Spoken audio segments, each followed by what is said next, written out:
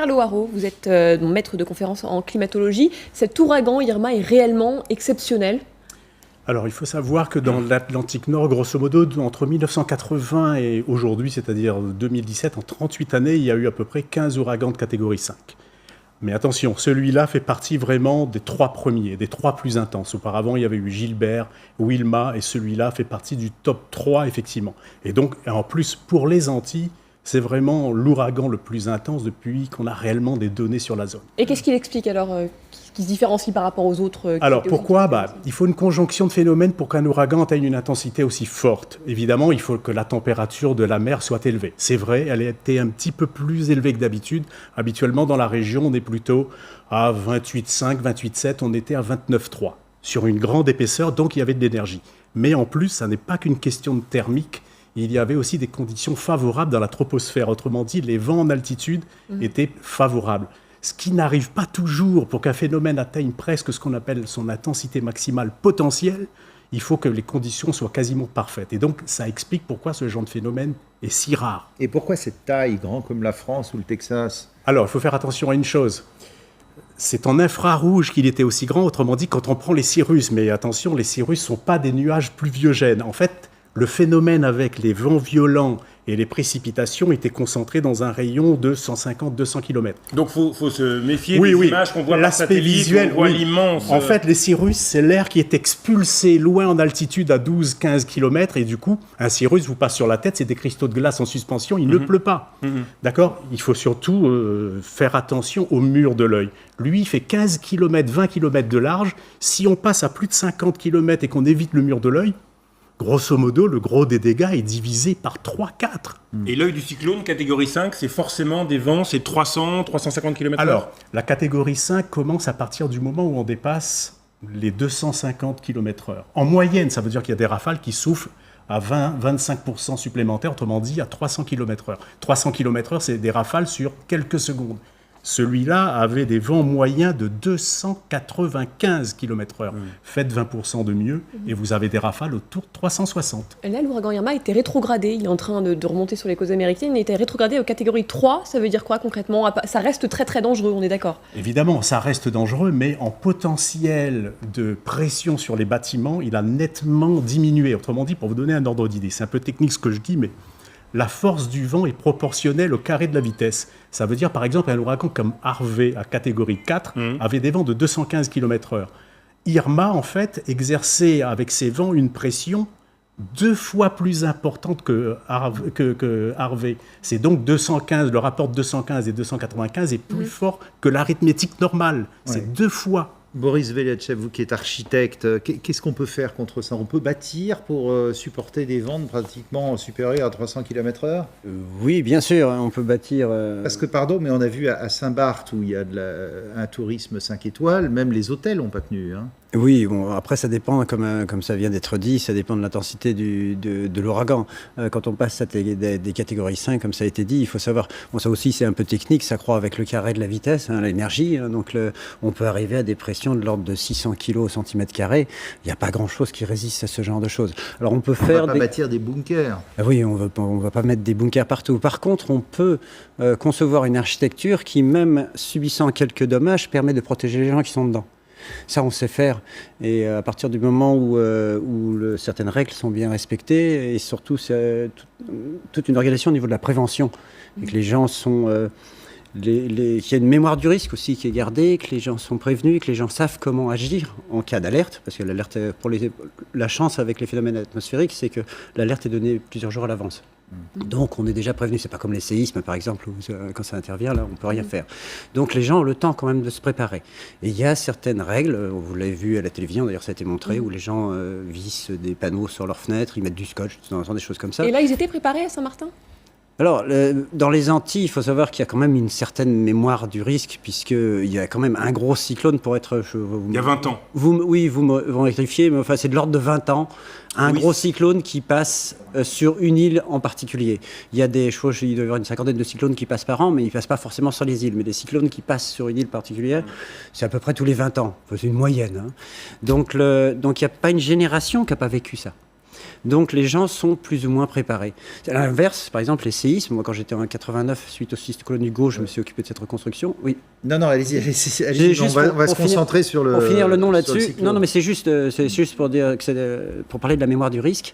Par exemple, les séismes, ils ont lieu tous les 100 ans, donc il y a une perte de mémoire du risque, ce qui fait que les gens ne se sentent plus préparés. Donc pour les cyclones, c'est vrai qu'ils sont un peu plus préparés. Ce qui a un avantage, c'est que toute politique préventive qui serait menée par les autorités est généralement assez bien suivie par les populations. Juste une question pour répondre à la question qu'on se pose. Et l'État, est-ce que l'État est accusé de défaillance ? Enfin, il est accusé de défaillance par la polémique. À vous deux, est-ce que vous pensez que, sans entrer dans la polémique forcément, mais que ce gouvernement a traité cet ouragan comme un ouragan classique, en disant certes il sera très violent, et n'a pas peut-être prévu que c'était cet ouragan monstre qui montre peut-être des conséquences qui sont inégalées ?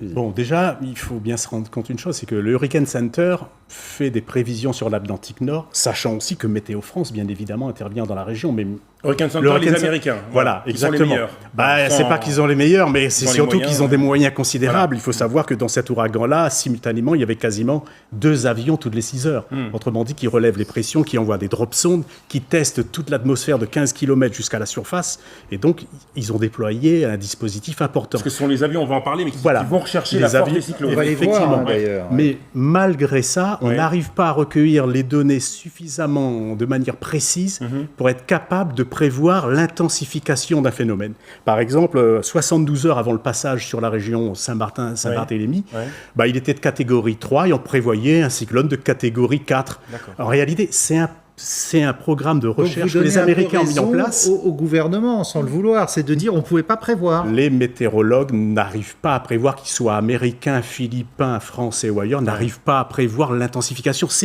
Ça fait partie du programme de recherche actuel de toute la communauté des cyclonistes. Ces programmes de recherche et ces avions qui foncent dans les cyclones avec ce sujet de Sylvie Pinatel.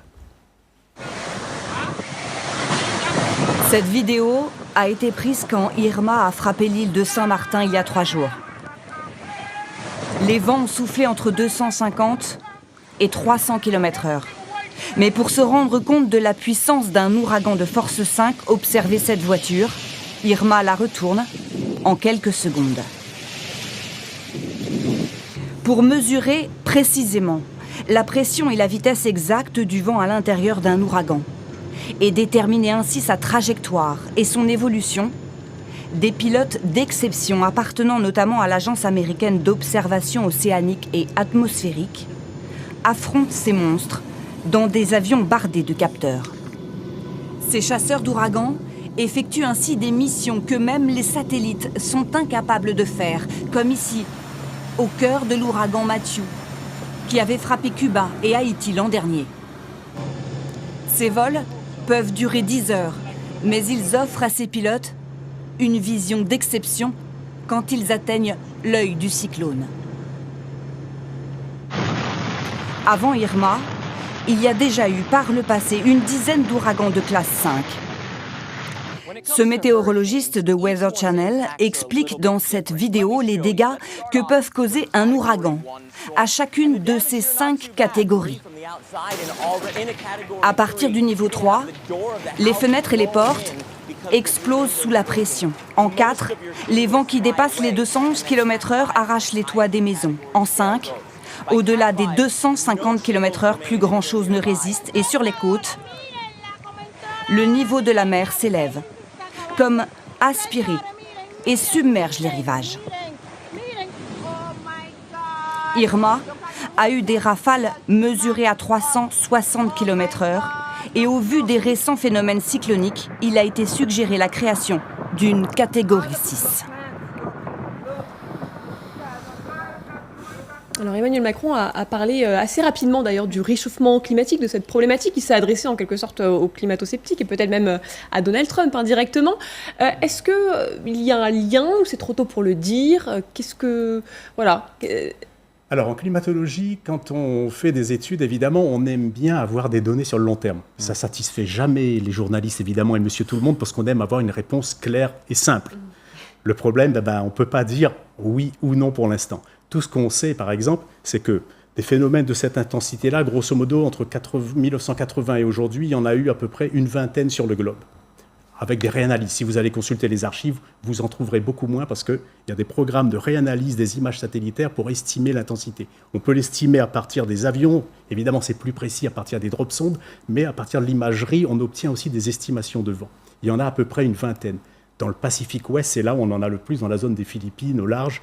Il y en a beaucoup plus que dans l'Atlantique. Alors, est-ce que ça augmente? Non. Sur les 30 dernières années, j'ai un exemple, j'ai des chiffres. Il y en a eu dans les années 86, il y en a eu 9 dans les années 90, il y en a eu 5 dans les années 2000. Là, il y en a 5 entre 2000 et 2017 en 8 ans. Mais donc, Jean Cluzel, le climatologue bien connu, disait qu'il y a quand même une recrudescence. Il y a moins de cyclones de taille moyenne ou faible, mais il y a des cyclones d'une violence et des phénomènes météorologiques d'une violence depuis 10 ou 15 ans qui peut-être créent un lien avec le réchauffement. J'ajoute, vous avez vu la météo américaine qui veut créer une 6e catégorie. Oui. Alors, pour répondre à votre première question, Jean Jouzel est plus prudent que ça parce qu'il dit effectivement, il est prévu avec le réchauffement climatique une augmentation du nombre de cyclones intenses. C'est ce que les modèles prévoient effectivement.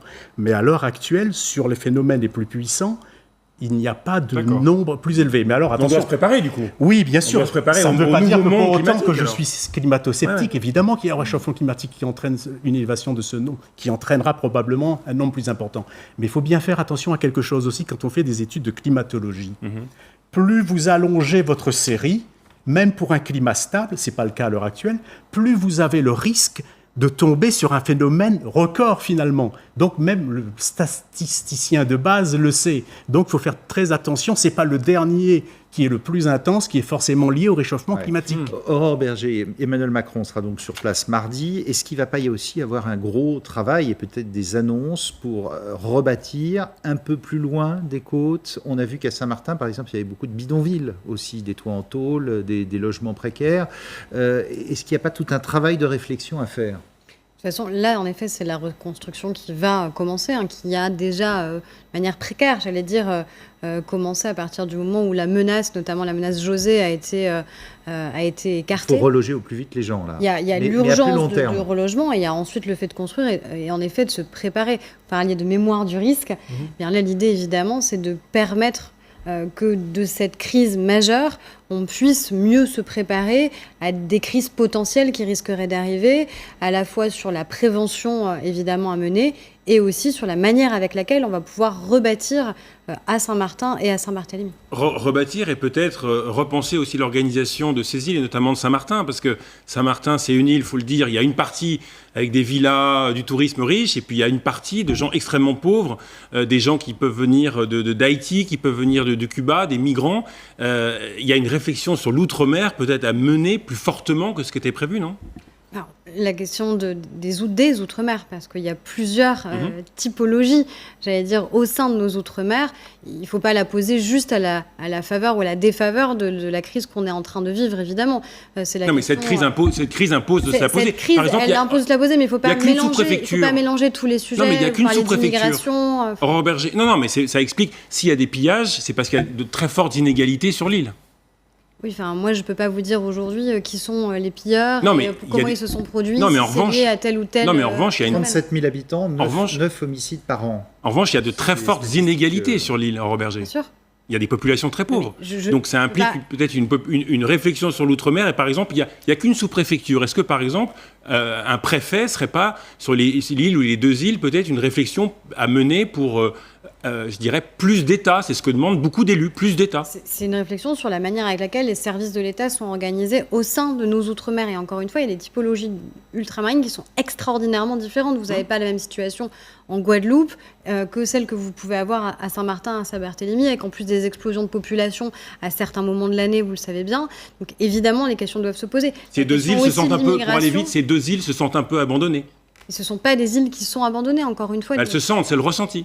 Je pense qu'il y a un ressenti particulier au regard de l'exceptionnelle crise que malheureusement elles sont en train de vivre. Mais aucun territoire français, français ne peut être abandonné. Encore une fois, qu'il soit à des milliers de kilomètres de Paris et de la métropole ou qu'il soit juste là, aux portes de Paris. Donc évidemment, il y a une question sur à la fois la question migratoire, vous en parliez, la question de la place et du rôle de l'État et de la visibilité aussi probablement des services de l'État. C'est la question que vous posez avec la préfecture par exemple. Je pense que c'est peut-être ça qui a été ressenti, c'est la visibilité des services de l'État parce que les moyens pour le coup, ont été déployés et ont même été déployés avec anticipation. Qu'est-ce qu'il va faire Emmanuel Macron sur place ? Est-ce que vous avez déjà une idée de son programme ? Et on rappelle qu'il va à Saint-Martin à mardi. Il va rencontrer les forces de sécurité et de secours qui sont déployées, puisqu'il y a encore 600 personnes qui vont partir.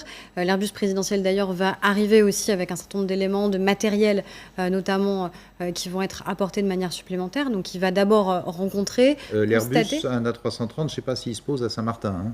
En tout cas, a priori, c'est le cas. Si les pistes sont assez longues, il doit se poser d'abord à Pointe-à-Pitre. Je ne sais pas exactement quel est le trajet présidentiel. Je peux vous dire qu'en tout cas, c'est un vrai problème il viendra, aussi. C'est que les pistes sont faites calibrées pour certains avions. C'est pour ça qu'il n'y a pas été dans les premières heures et les premiers jours, parce qu'effectivement, les conditions climatiques le permettent pas. Ouais.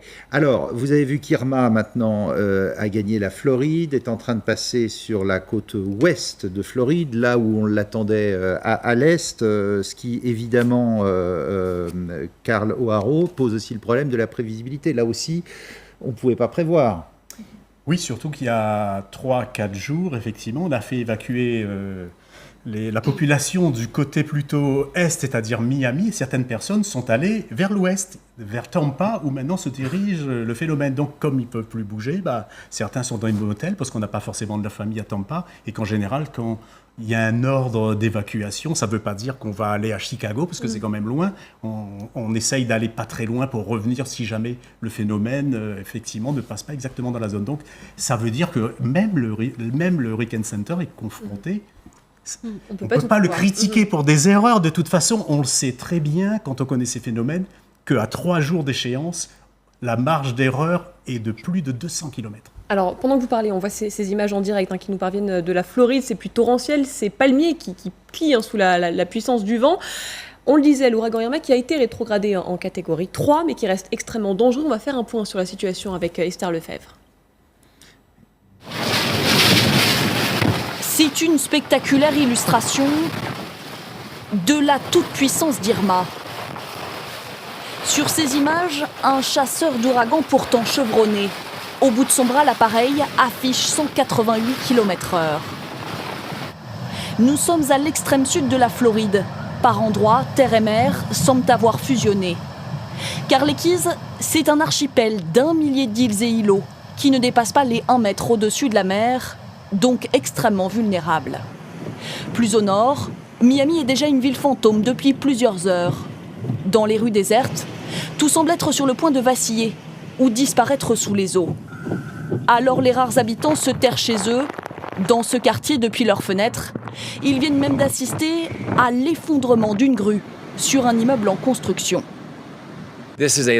Nous sommes en présence d'un danger mortel. Ne pensez pas que tout sera fini quand le vent faiblira. On vous dira quand vous pourrez sortir de chez vous. Dans cet état, c'est du jamais vu. 6 300 000 personnes ont reçu l'ordre d'évacuer. Sauf que certains ont été piégés, car à la dernière minute, l'ouragan a changé de trajectoire. Plus encore que Miami, c'est en fait la côte ouest de la Floride qui se prépare à être frappée de plein fouet. Je suis venue sur la côte ouest pour fuir l'ouragan. J'ai dû prendre une décision il y a quelques jours et ce n'était pas la bonne. J'ai vécu d'autres tempêtes, d'autres ouragans, mais celui-là me fait peur. Dans toute la Floride, des milliers de personnes se sont réfugiées dans des abris comme ce stade de hockey pour s'éloigner au maximum du rivage, car le niveau de l'eau pourrait s'élever de plus de 4 mètres. Renaud. C'est difficile évidemment de faire de prévisions futuristes, mais est-ce qu'il y a des territoires dans le monde, ou des territoires, notamment peut-être français, qui dans 10, 15, 20 ans ne pourront plus être habités compte tenu de la force de cyclones pareils ou de zones qui seront inondables plusieurs mois dans l'année? Peut-être pas des îles, mais on sent très bien de toute façon qu'il va falloir évidemment, remettre en cause l'activité touristique en disant que les hôtels qui ont été détruits on les refait plus, mais en même temps, ça veut dire qu'il va y avoir une perte d'activité de ces régions, parce que si les hôtels qui ont été détruits, on les fait à 300 mètres d'altitude dans la forêt tropicale et que le touriste qui débarque pour la plage doit faire 4 km ou 5 km pour aller à la plage, il ne viendra plus, il ira ailleurs. On va repartir là-dessus en deuxième heure, si vous le voulez bien, parce que vous restez avec nous. Merci à Aurore Berger qui doit nous quitter, porte-parole de La République En Marche. Et tout de suite, c'est le journal sur LCI.